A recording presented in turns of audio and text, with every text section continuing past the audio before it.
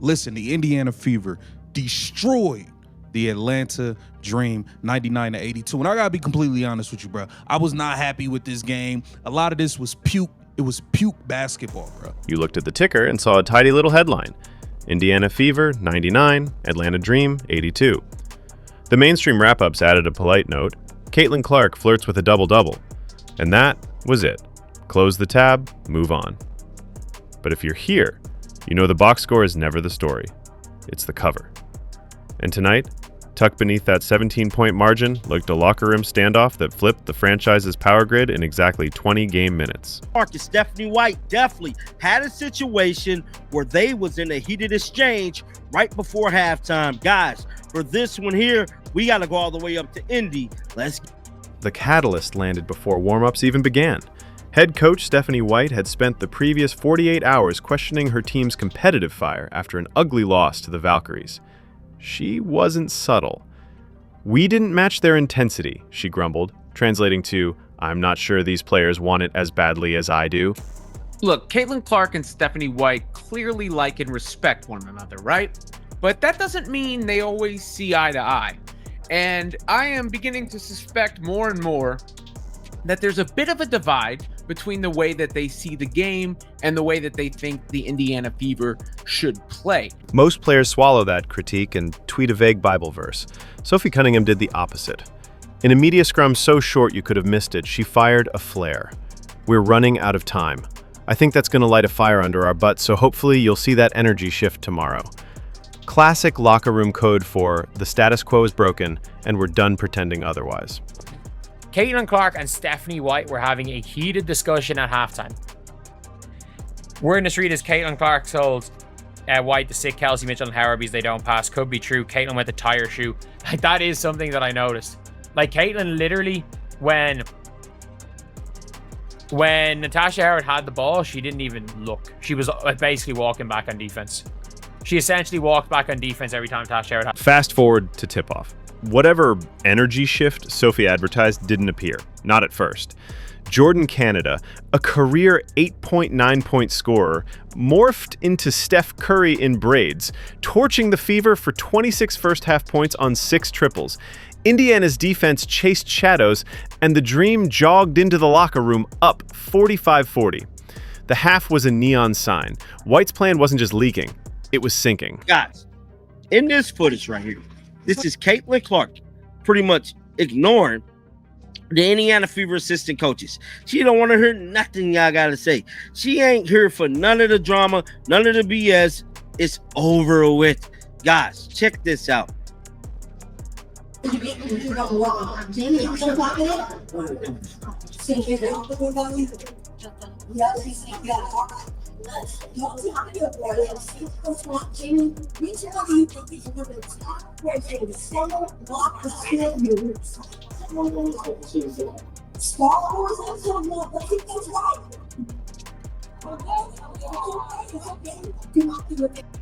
Right here, Austin Kelly, like, okay, whatever.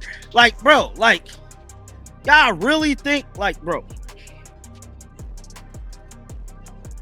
I don't know what this conversation was about, but clearly here, there's a situation at hand. Caitlin Clark is pissed. She don't want to hear nothing y'all got to say. Now, we don't have surveillance in that locker room, but the second half evidence reads like a confession. The Fever walked out and, without a clipboard in sight, rewired their offense around one principle: put the ball in Caitlin Clark's hands and live with the results. That single decision detonated everything that followed.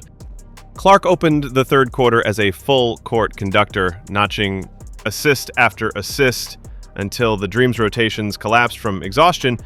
Officially, she finished with 9 dimes, but the eye test said she created 15 clean looks and an existential crisis. The team dropped 59 points after halftime, a number that doesn't happen in the WNBA without blister-level connectivity. It was only a matter of time, bro, that Caitlin Clark was going to obviously have words with Stephanie White. We noted that she's been running this motion offense, and Caitlin Clark cannot get in the rhythm. A lot of people thinking Caitlin Clark hurt. I don't believe she's hurt. I believe Caitlin Clark cannot simply get into rhythm. That's why she has not been shooting very well. And I was one of the first people to tell y'all this was going to happen. Told y'all about a week ago, Caitlin Clark was going to come back.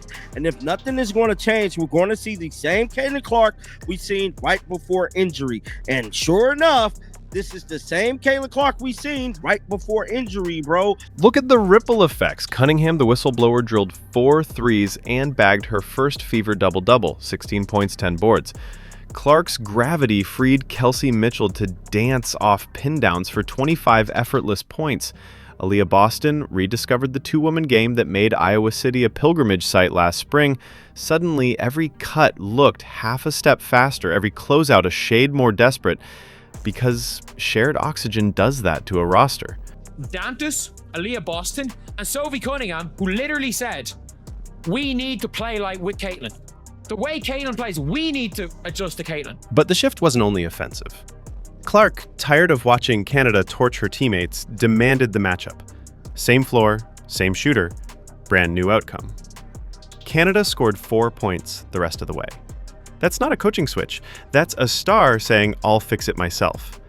Indiana outscored Atlanta by 12 points during Clark's 26 minutes, tops among Fever starters. Slide over to the raw team data. Indiana assisted on 27 of 35 made shots, 77% ball sharing. You don't need synergy to translate that, you only need a pulse. This was 5 players acting as extensions of a single brain, and that brain wasn't holding a whistle. Once that started clicking, the Fever ran away with things. Sophie Cunningham was everywhere. Clark had it going with Aaliyah Boston again. Kelsey Mitchell was cooking. And all of a sudden, you look up and the Fever are lighting up the scoreboard. Which drags us to the uncomfortable elephant.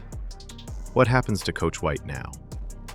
It's one thing for athletes to play hard. It's another to unilaterally eject the playbook and manufacture a blowout that makes every critic of the system look prophetic.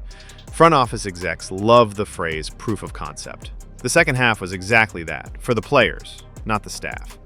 How do you walk into practice Monday and persuade Clark, Boston, Cunningham, or Mitchell to resume an offense that just failed in real time?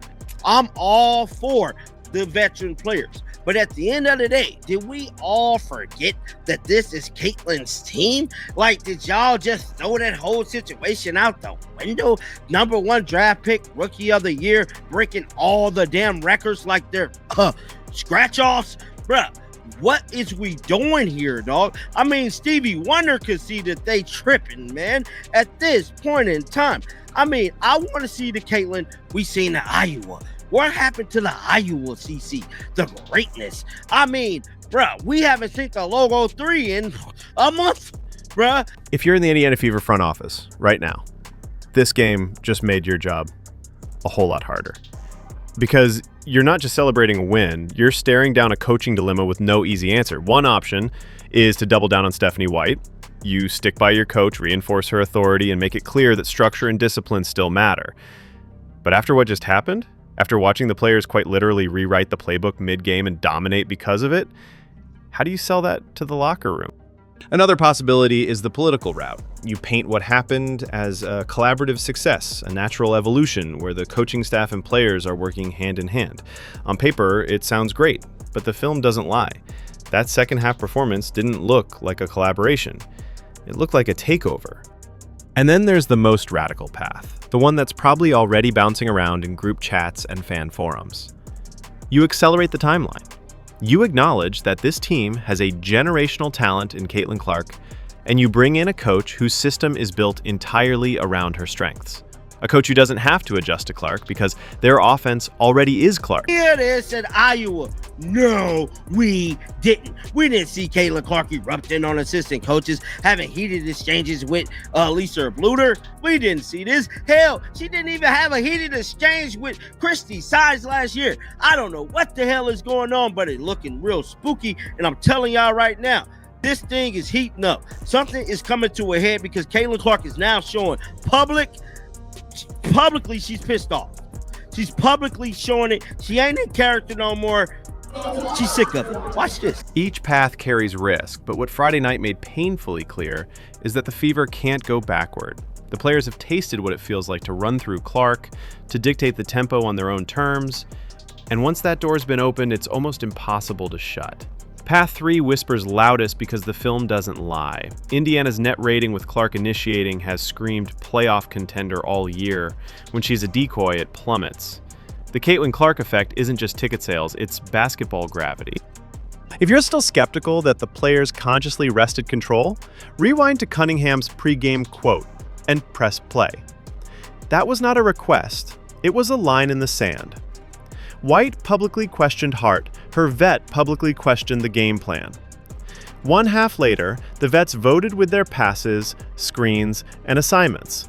You don't need a leaked transcript to decode that referendum. Bounce back win for you guys. What was working for you so well, especially in that second half offensively? Yeah, I mean, I thought we just played with a really great pace. I thought we moved the ball. I thought we cut hard, which opened up the three-point line for us. And then we knocked down some shots, but also I thought our defense was really good. So I think it was both sides of the ball, and kind of felt like how we should get back out there and play, every single game. I think 99 points is, probably the most we've put up in quite some time. I think somebody said 59 is the most scored in a second half in, quite a few years now. So, and remember, indifference is impossible around a generational talent. When LeBron walked into Cleveland in 2003, the offense bent before the coach could finish a sentence.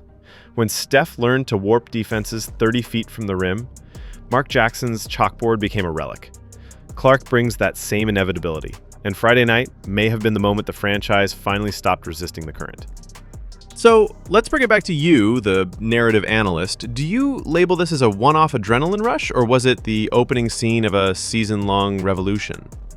Drop your verdict in the comments. We read every theory. While you're there, hammer that like button so we know you value deep tissue storytelling over cookie-cutter recaps. Because here's the truth the box score won't print. Caitlin Clark is no longer the Fever's point guard. She's their North Star. The players just realigned the entire constellation to prove it. And whether the front office likes it or not, the season's success metrics shifted with them from did we execute the coach's sets to did we maximize the Caitlin window. Caitlin, 12 points, 9 assists, but she don't even look like the same player. She don't look enthusiastic. She just don't even look like she into it anymore. She kind of look like she over this, you know what I mean? And to be honest, as a Caitlin Clark fan, I'm pretty much over it as well. I just got to keep it real with you. I'm pretty much over this as well. This season is a travesty. One final morsel before we sign off. The Fever's next 4 opponents all rank top 6 in defensive three-point frequency. Translation? They pack the paint and dare ball handlers to pass. If Friday's second half was the template, Indiana's about to test drive that blueprint against elite scouts who've now seen the tape. If it holds, buckle up. The Eastern Conference just got a new wild card. If it cracks, the coaching debate will erupt louder than ever. Either way, the story just got juicier, and we'll be here with a magnifying glass. So subscribe, smash the bell, and share this breakdown with the next Hoops Junkie in your group chat, because surface-level narratives are everywhere. We did where the camera lights don't reach. See you after the next plot twist.